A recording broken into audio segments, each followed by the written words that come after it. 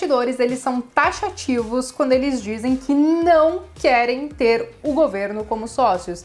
E por conta disso, eles não investem em algumas estatais que estão na nossa bolsa de valores. E eu já quero saber de você. Você investe em alguma estatal ou você é aquele investidor que não quer saber de jeito nenhum de colocar o seu dinheiro em alguma empresa que o governo tem alguma participação? Bom, basicamente a nossa resenha de hoje vai ser sobre isso, mas antes eu quero pedir para vocês se inscreverem aqui no canal do Trademap, deixarem um like de vocês e também já quero dizer o seguinte, tá, gente? Eu acabo não flertando com nenhum dos extremos, porque eu sempre coloco um depende nessa questão.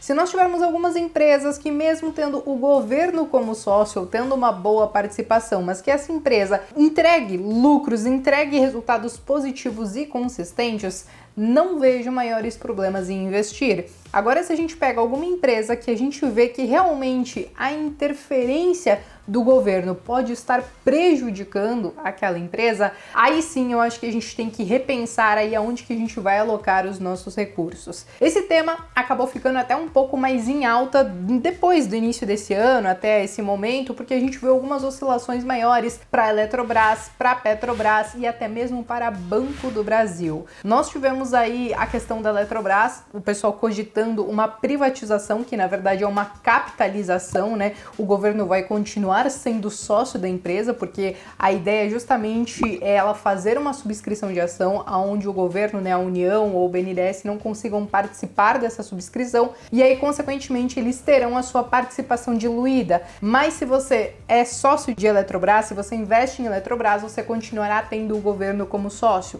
Mas ainda assim, essa capitalização ela é considerada importante porque é mais recurso que entra na empresa para ela fazer os seus investimentos e continuar crescendo e talvez se tornar um pouco mais competitiva frente a outras empresas do mesmo segmento. Enfim, esse é um caso onde a gente viu muita oscilação, principalmente falando de forma positiva, ela subiu bastante nesses rumores, né, de uma possível privatização que no fim é uma capitalização, mas a gente também teve alguns rumores que acabaram afetando negativamente, por exemplo, Petrobras e Banco do Brasil. Quando a gente fala de Petrobras, nós tivemos a troca recente do presidente da companhia. Então, a gente viu que a empresa passou por maus bocados alguns anos atrás, ela conseguiu se recuperar muito bem nesses últimos anos e aí a gente teve uma troca. Muitas pessoas foram pegas de surpresa, mas aqui eu já quero frisar um ponto. Quando a gente fala de empresas que têm o governo como sócio e ele tem alguma prerrogativa para fazer algumas mudanças ali dentro, a gente já precisa colocar tudo isso na ponta do lápis e realmente esperar que esse tipo de coisa aconteça. Não é a primeira vez que a gente tem troca de presidente na Petrobras e muito menos alguns escândalos, inclusive a questão da corrupção acontecendo ali, com alguns membros do governo. Então é muito importante a gente entender que muitas vezes podem ter essas questões que acabam abalando as empresas em si. Às vezes, quando a gente olha num prazo um pouco maior, ainda assim elas conseguem, às vezes, se recuperar, conseguem se valorizar em um certo período de tempo. Inclusive, algumas pessoas conseguem ganhar dinheiro com esse tipo de ativo, mas é importante saber que essas oscilações podem acontecer para a gente não se desesperar e até mesmo para a gente entender se a gente vai ter estômago para isso ou não, né? A mesma coisa que saíram alguns rumores aí, na verdade a gente teve troca então também do presidente do Banco do Brasil no ano passado para cá, foi basicamente isso. Então nós tivemos aí mais algumas trocas, mas no fim das contas eu já considero que Banco do Brasil é diferente, por exemplo, de uma Petrobras. Ele já é um banco bem consolidado, onde todo o sistema operacional dele já funciona sem precisar de grandes mudanças ou grandes interferências. Então, por mais que eventualmente você tenha algumas trocas ali nas cabeças de quem está à frente da empresa, ele é um banco que ele não carece de muitas alterações e a gente nem vê tantas mudanças assim. Tanto que mesmo no período mais difícil da pandemia, a gente conseguiu ver Banco do Brasil sendo o banco menos afetado. Muito provavelmente, claro, porque ele é um banco um pouco diferente dos demais. Ele consegue ter aí um market share maior, por exemplo, no agronegócio, com empréstimos para esse segmento, tem toda da parte de previdência também. Então, entendendo que talvez esses foram os segmentos que sofreram um pouquinho menos, consequentemente, isso refletiu no resultado do banco. E quando a gente fala, por exemplo, que eu pelo menos falo, né, que gosto de Banco do Brasil, não quero dizer que eu não invisto nos outros bancos também, porque eu acho que eles podem acabar se complementando.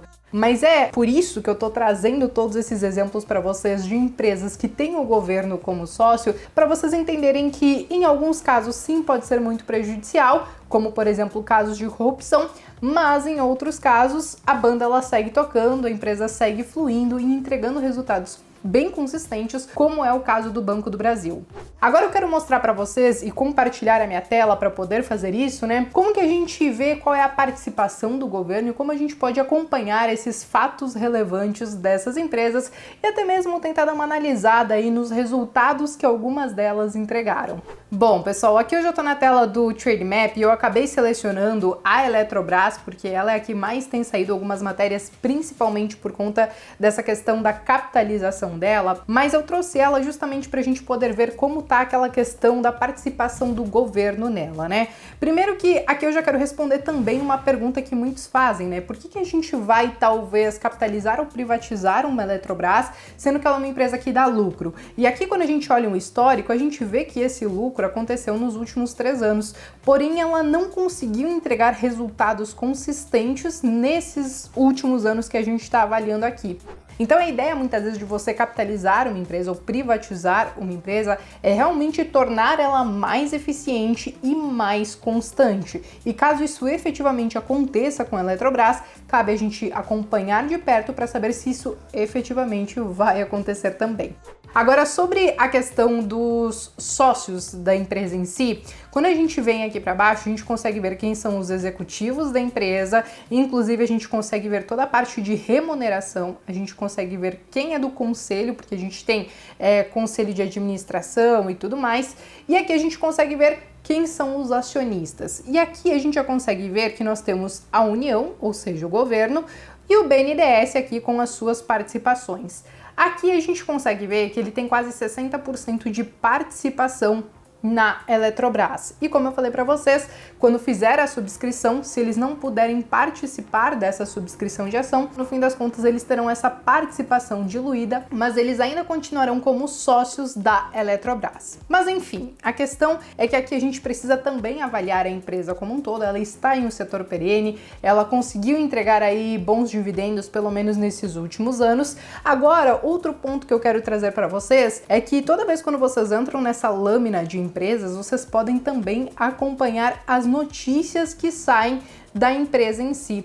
Quando a gente vem aqui para baixo, se eu clicar aqui em notícias, nós teremos aqui todas as matérias relacionadas à empresa para a gente poder se manter atualizado do que está rolando com ela, no caso de Eletrobras, por exemplo, com essa questão da capitalização.